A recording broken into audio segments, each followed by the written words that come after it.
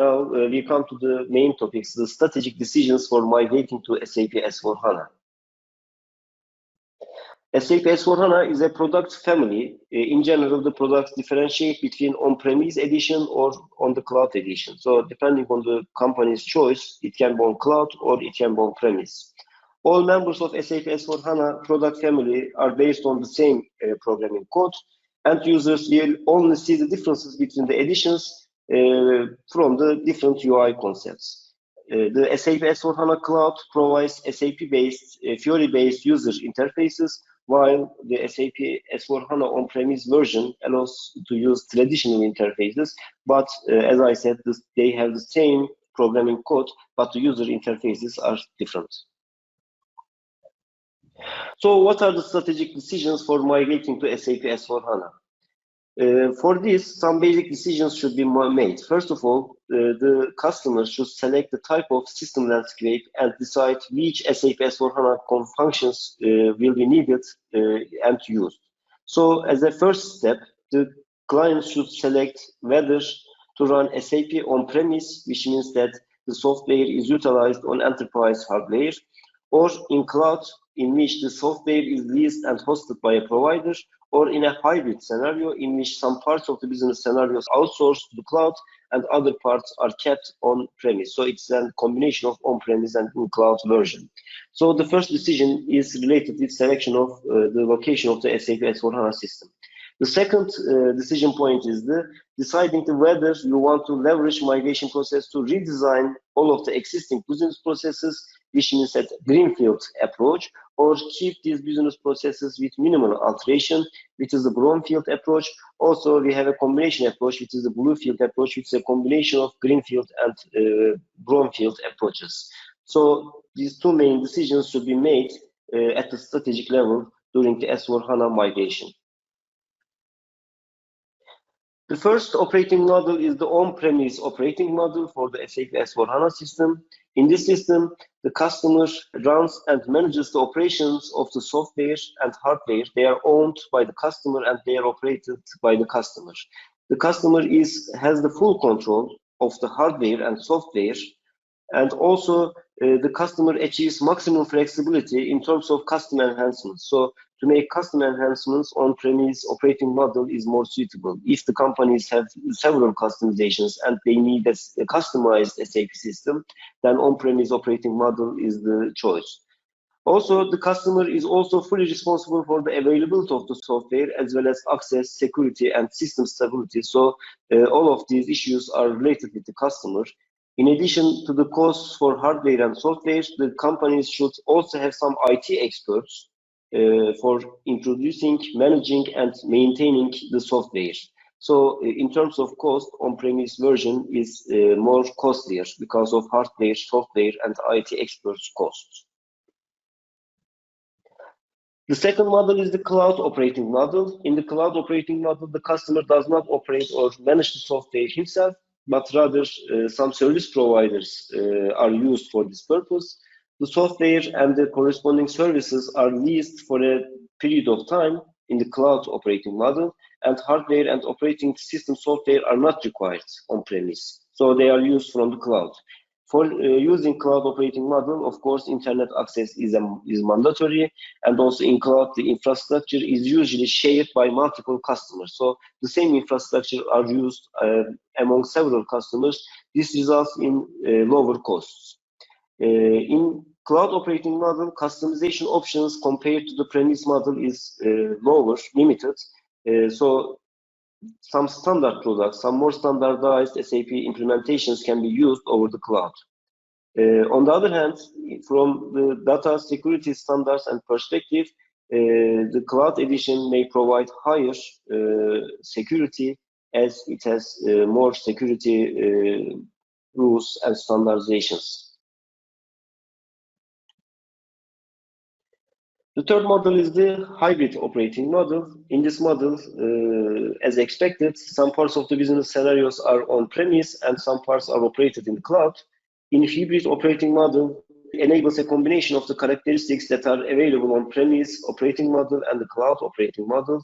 In this hybrid model, some core areas of the enterprise for which a high degree of control is required.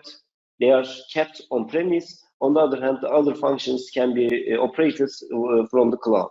So here a decision point, which operations will be maintained in the premise and which one will be maintained on the cloud.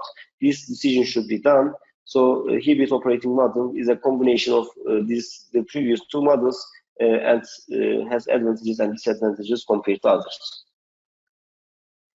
Here you see a comparison of on-premise and cloud models in terms of licensing model. On-premise model, you have a traditional licensing model, but for the cloud edition, you have a subscription-based licensing model. In terms of infrastructure and maintenance, as I explained in the previous slides, on-premise model, the customer has the full control. However, on cloud edition model, SAP provides the system and is responsible for the maintenance of the system. From the speed of innovation perspective, in the premise model, customer has the full control over the speed of innovation, so plans all of this process. On the other hand, in the cloud model, cloud customers participate automatically on quarterly innovation upgrades. So innovation upgrades are done quarterly, so the customer should wait for the updates. In terms of implementation approaches, on-premise model is highly individual requirements, as said in the previous part, can be implemented. So customization is not limited, but in the cloud model, some predefined best practice configurations with limited specification can be implemented. From the functional scope, in on-premise model, you have the full ERP scope, but on-premise cloud model, you have key scenarios and some embedded ERP scenarios in the cloud edition. Finally, from the custom code perspective, in on-premise model, you can use full traditional ABAP extensibility to use the core modification. On the other hand, in the cloud model, this is limited.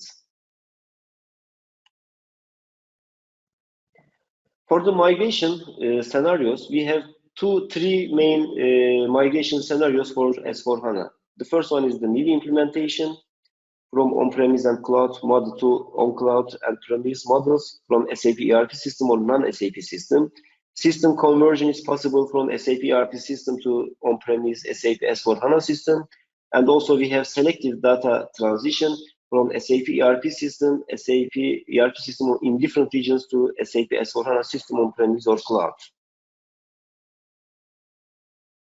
For the new implementation of SAP S4HANA, this is the first migration approach. In this approach, allows the companies to completely reinvent their ERP environment. So in this implementation approach, in this new implementation approach, the ERP system is completely renovated. And also, at the same time, migration data from the existing SAP or legacy environment into this new solution is required.